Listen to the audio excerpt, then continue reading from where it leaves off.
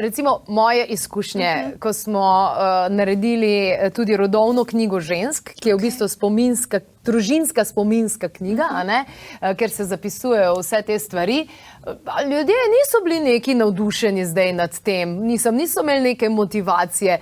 Bolj jih je zanimalo, ne vem, raziskovanje prejšnjih življenj, kot pa en tak iskren, konkreten pogovor, neobsojajoč pravzaprav svojimi starši ali pa babicami, detki.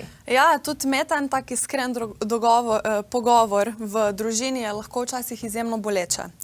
Sploh tiste družine, kjer se ne pogovarjajo, kjer so te stvari nekako zaprte, kjer ni neko sproščeno vzdušje, kjer so mogoče sporje zelo, zelo težko dostopati do teh zgodb.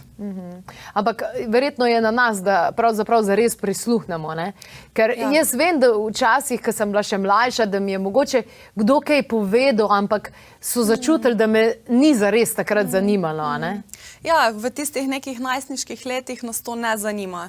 Potem, ko pa mogoče začnemo svojo družino, svojo partnersko pot, pa nekako te stvari postanejo bolj žive. Ampak med tem časom že kar naredimo oziroma ponovimo precej napaka, ne?